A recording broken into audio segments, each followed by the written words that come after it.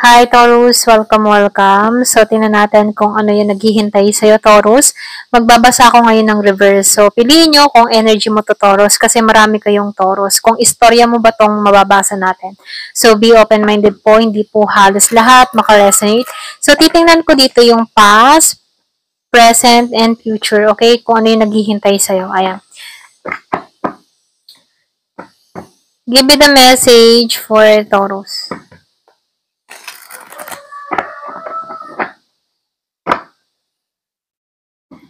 Give me the message for Taurus.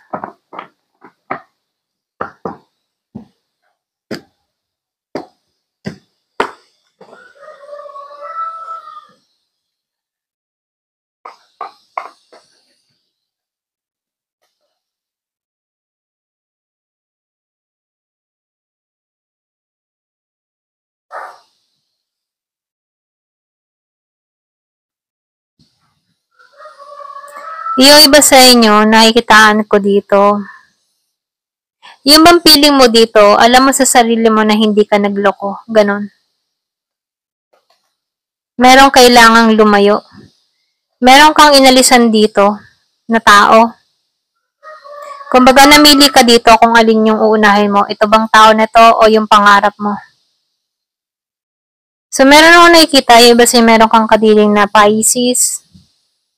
Meron din ako nakikitang Gemini, Aquarius, meron ding Libra. So meron ako nakikitang involved na travel sa nakaraan. Kumbaga nakikitaan ko dito, naghilom ka sa nakaraan mo, okay? Kumbaga, yung iba sa inyo nasayang yung pagmamahal mo sa isang taong ito, okay? Sa taong ito, na hindi ka binigyan ng halaga. Ikinalungkot mo to, ito rin nakikita ko, meron dito nag-travel, ikinalungkot niyang alisan tong tao na to, ganon. Kahit mahirap, kinaya niya to. So, nakikita ko dito, pilit niya, hindi inaalam yung mga nangyayari dito, or pwede rin sabihin, binalak niya to. So, may blockage siya, no? Kung sino may nag-block sa inyo. So, meron ako nakikitang Pisces kang kadiling. Meron ako nakikitang Year of the Pig. So, nakikitaan ko rin dito, no? Nawala ng saysay yung effort mo, okay? Ito lang nakikita ko, yung mga binuhos mong attention sa tao na to, no, nawalang saysay. Kumbaga nakita ko dito, binaliwala ka or hindi ka pinagtuunan ng pansin dito. So, dito, alam mo sa sarili mong hindi ka nag-betray. Ito lang nakikita ko. Kaya lang dito, pwede rin tingin sa'yo ng tao mo dito or kadiling mo dito, nag-betray ka or meron kang pinalit sa kanya. Pero dito, na lumalabas na wala kang ginawang masama. Ayan.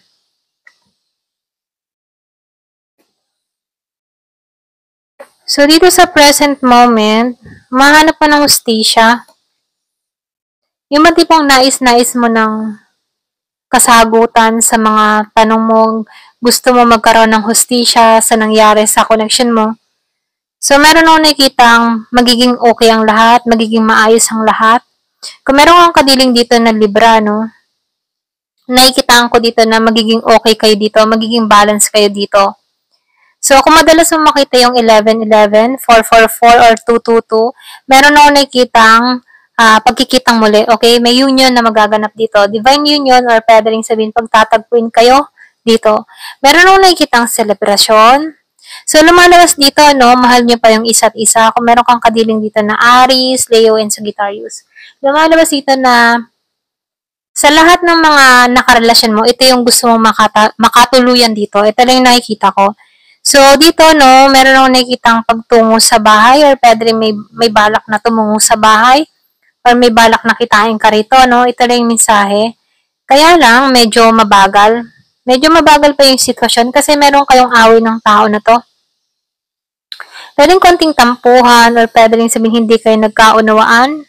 Meron kayong ditong hindi na pagkasunduan. Kaya medyo mabagal to. Pero ito yung ninanais ng taong ito or pwede rin ikaw ninanais mo to na magkita kayo rito. Okay? So, meron ako nakitang nais na makita, masilayan, ganyan. So, dito sa future, ano, nakikitaan ko dito na meron kang gagawin dito.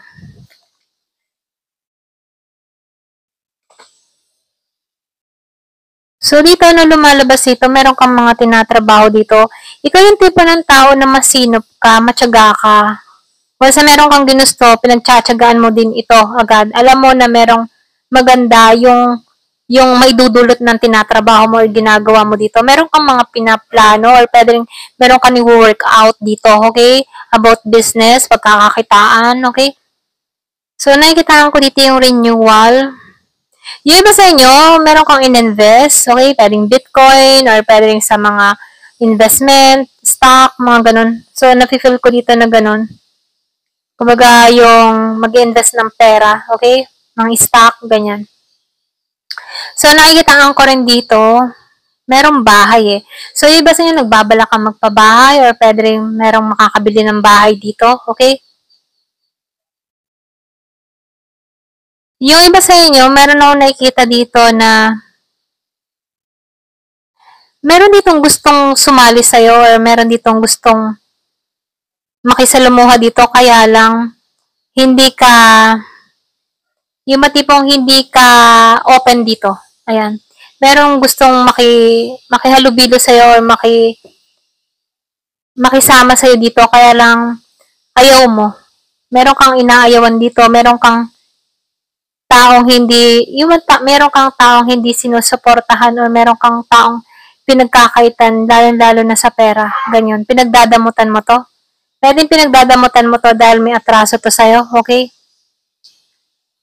Nakikita ko dito, naka-recover ka na sa masakit na karanasan mo. Yung iba sa inyo, kung meron kang mga matitinding pinagdaanan, ano, naka-recover ka dito. Yung iba sa inyo, meron kang kadiling dito na Gemini, or meron ka ditong taong nanakit sa'yo na Gemini. So, nakikita ko dito, meron naghilom, or pwede rin naghilom na to sa'yo kung ikaw yung may atraso dito. So, meron akong nakikita ang paghihilom. Naka-recover sa sitwasyon. So, lumalabas dito, no, meron kang ayaw sugalan dito. Yung ba tipong ayaw mo tong puntahan, ayaw mong sumugal sa tao na to. Kung meron kang kadiling dito na Gemini, or pwede rin siya, ayaw kang sugalan ng tao na to. Okay? Meron ako nakikitang hindi naging tapat sa connection. Ayan. So, mahalin sa inyo kung sino dito ang hindi naging tapat. Meron ako nakikita dito na nagsarado ng pintuan para sa person niya. So, lumalabas dito, no, takot sumugal muli, ganon. Ayaw niyang sumugal muli sa connection na to. Yung iba, hindi halos lahat. Kung meron kang kadiling dito na Gemini.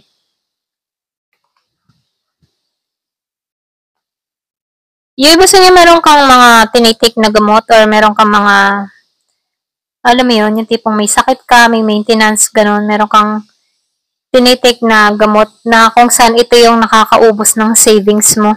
Yung iba, hindi halos lahat.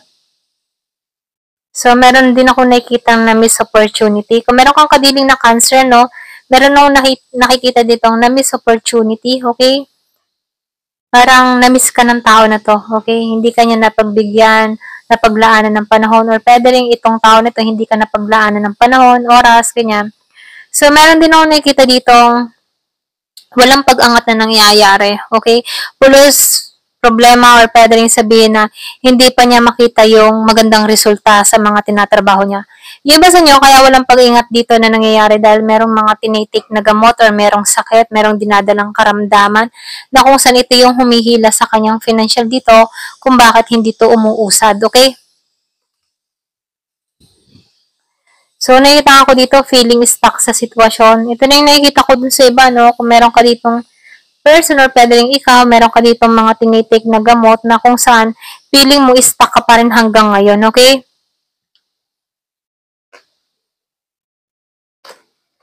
Meron ako nakikita dito ang gusto makipag-usap. Kaya lang, alam mo yun, yung tipo na meron kang ninanais na taong kausapin or pwede rin itong tao nito, gusto ka nang kausapin nito, andun pa rin yung alab or passion ng tao na to. Gusto niya ng renewal, biglaan to. Bigla nitong tutungo or bigla itong magme-message sa'yo. Kaya lang dito, no, wala kang kaamor-amor.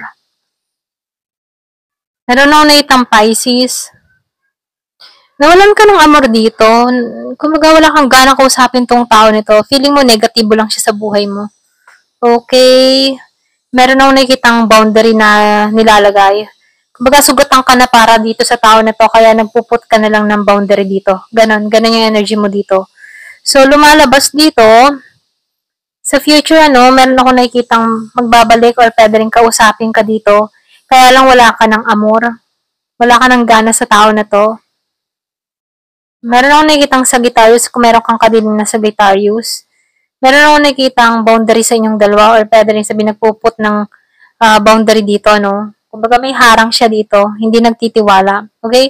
Pwede ikaw or pwede rin siya. So, lumalabas dito na meron ditong tao na nagpuput ng boundary dahil nasaktan siya. Okay? Ayan, ito lang yung nakikita ko. Ayan. Thank you for watching. Love and peace.